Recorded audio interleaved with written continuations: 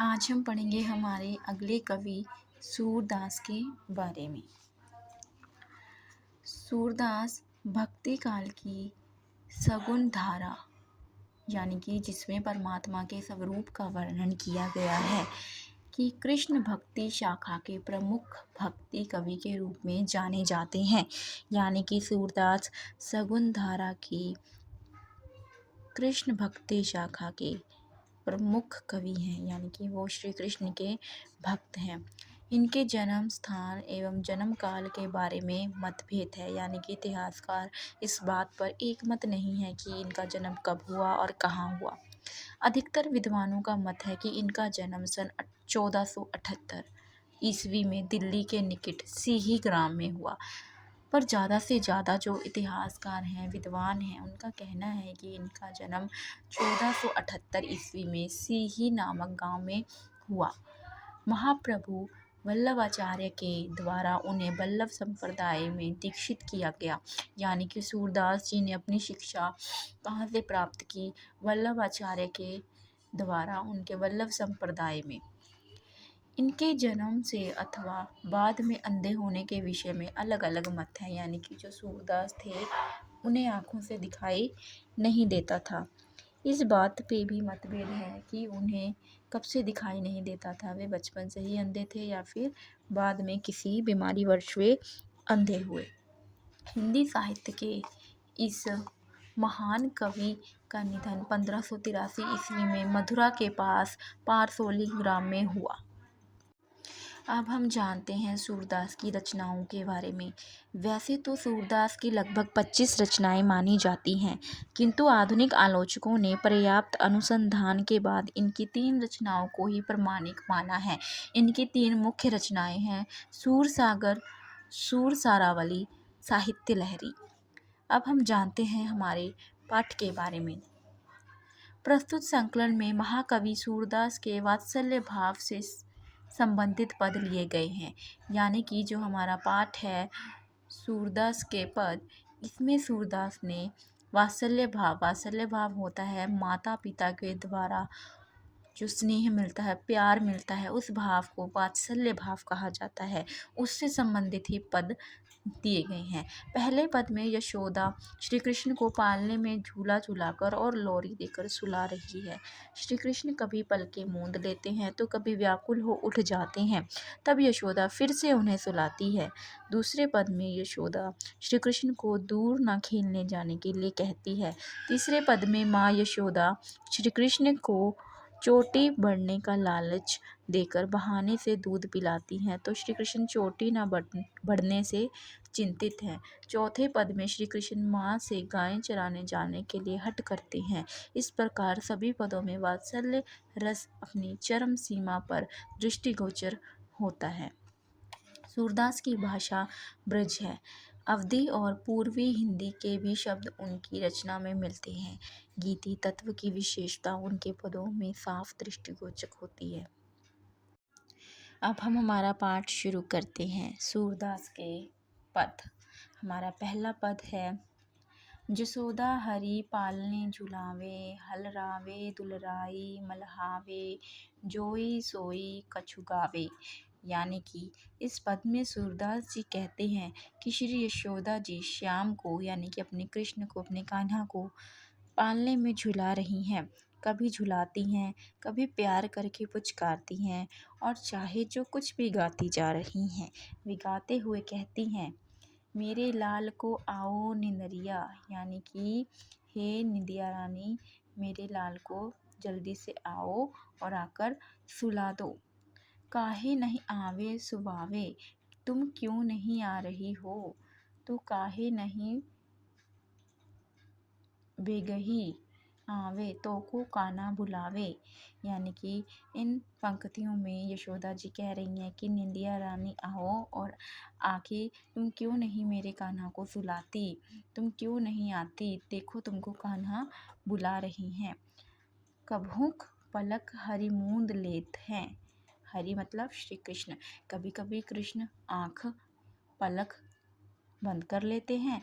कबहू अधर फरकावे, अधर मतलब होंठ, तो कभी अपने होंठों को फटकारते हैं।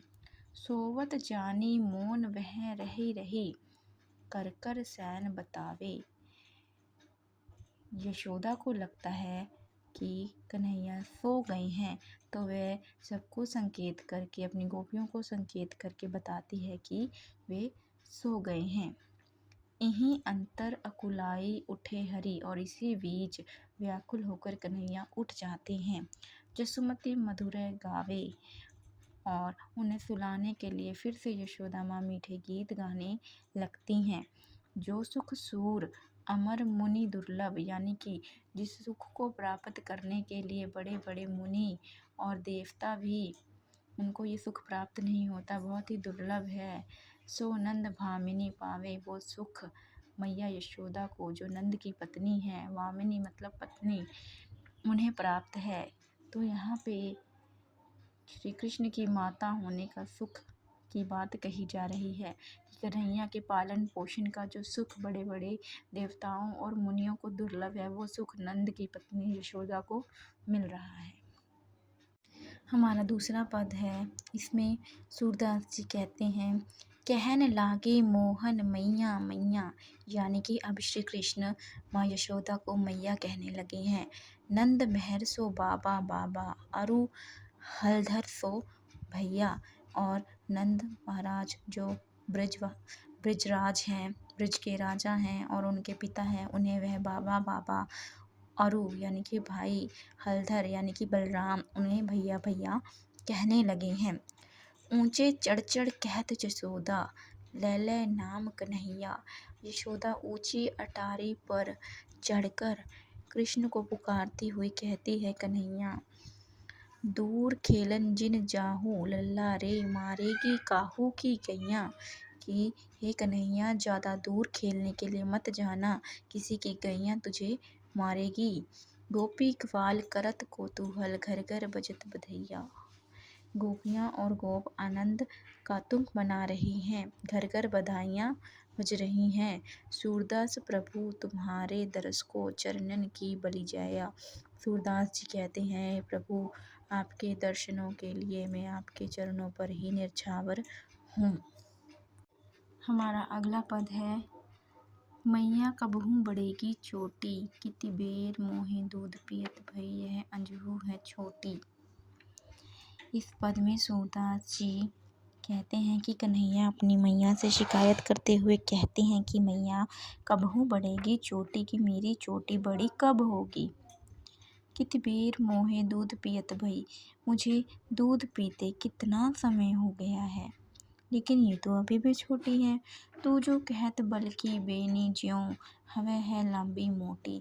तू तो कहती है कि यदि मैं दूध पीऊँगा तो मेरी छोटी भी बल भैया यानी कि बलराम भैया की तरह ही लंबी और मोटी हो जाएगी। काढ़त गुहत नहावत जय, नागिन सी भुई लोटी।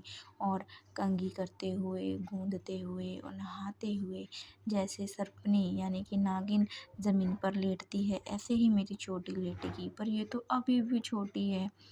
काचो दूध पियावत पची पची, तो मुझे बार बार कच्चा दूध पिलाती हो, देती नहीं माखन रोटी, और मुझे माखन रोटी नहीं देती।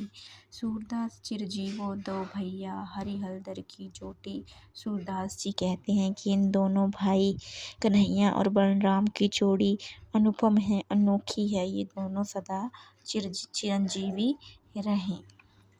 हमारा आज का आखिरी पद है, आजू मैं गाई चरावन जाहूँ, यानी कि कन्हैया अपनी माता से कहते हैं कि आज मैं गैया चराने जाऊँगा, वृंदावन के भांति भांति फल अपने घर में खाऊँ, यानी कि आज मैं वृंदावन के जो अलग अलग फल हैं उन्हें खुद अपने हाथों से तोड़कर खाऊँगा।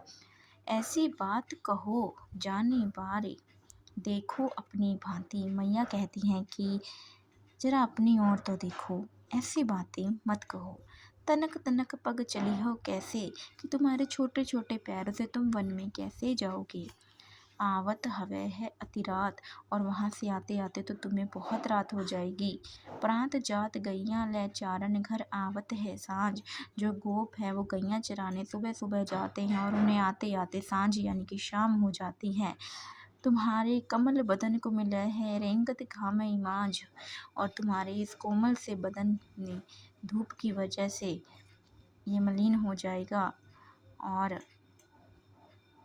तेरी सो मोहे गाम न लागत भूख नहीं कछु नेक। फिर कन्हैया कहते हैं मैया तेरी शपथ, मुझे तो धूप लगती ही नहीं है और मुझे तो भूख बिल्कुल ही नहीं है।